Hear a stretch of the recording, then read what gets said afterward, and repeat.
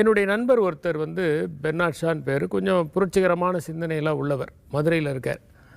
அவர் ஒரு முறை என்கிட்ட ஒரு சம்பவத்தை சொன்னார். என்னென்னா, அவருடைய பையனை சைனிக் ஸ்கூலில் படிக்க வச்சார்.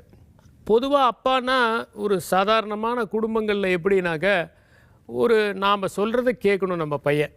நிறைய குடும்பங்களில் அந்த காலத்தில் வந்து குழந்தைகளை வந்து பொருள்களை மாதிரி, உடைமைகளை மாதிரி ட்ரீட் பண்ணாங்க. நாம் சொன்னதை குழந்தை செய்யணும்.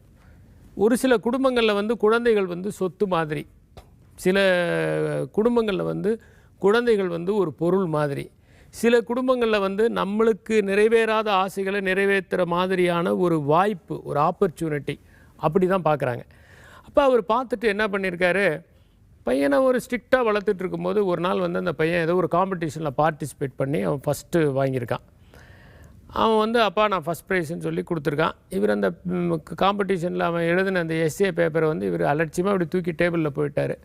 அப்புறம் நைட்டெல்லாம் தூங்கின பிறகு என்ன தான் எழுதியிருக்கான் பையன்னு திறந்து பார்த்தாக்க, நீ நேசிக்கும் நாயகன், த ஹீரோ ஹூம் யூ லவ் அப்படின்னு சொல்லிட்டு தலைப்பு கொடுத்துருக்காங்க.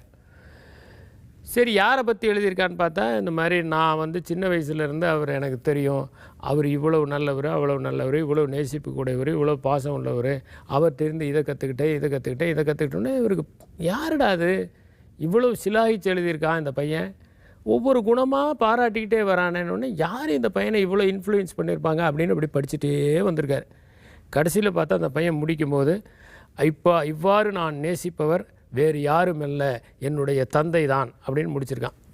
பார்த்தோன்னா அழுதுருக்கிறார், தேம்பி அழுதுருக்கார். அன்றைக்கி அவருக்கு அப்படியே மனசெல்லாம் அப்படியே கல் ஆயிடுச்சு, கல் மாதிரி இருந்தது, அப்படியே உருகி போயிடுச்சு.